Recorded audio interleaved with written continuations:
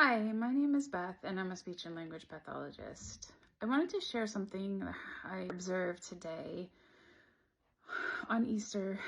I was at church and there was a mom and her son in the first row on the right. And I have not met them. However, I believe her son may have been autistic with high support needs. He was stimming vocally throughout this service. Unfortunately, people were staring, and there is a kids' church, but I imagine that mom may not have been able to bring him downstairs for kids' church, or maybe didn't feel comfortable doing that. I'm not sure.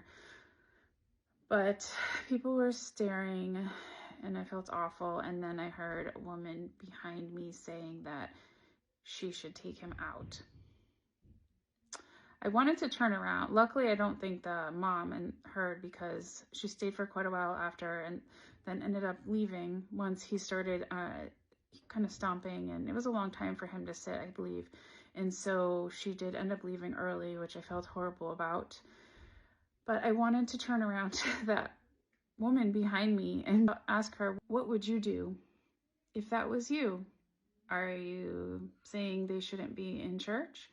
You may have a neurotypical child and then therefore have the luxury of bringing your child down for the kids' church, or to be the toddler room, or this child was a toddler, so the toddler room. You may have that luxury. And this mom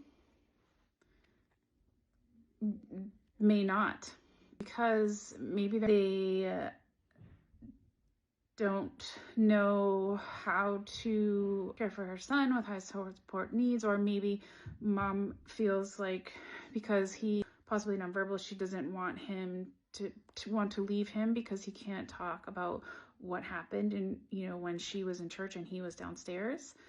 Parents sometimes have told me that because their child is nonverbal, they don't want to leave them with people that they don't know or that maybe are not family, because they cannot tell them if something happens, and they get worried that the people that are watching their child at that time may get frustrated with their child. And so it's just, they don't feel comfortable, and that makes sense.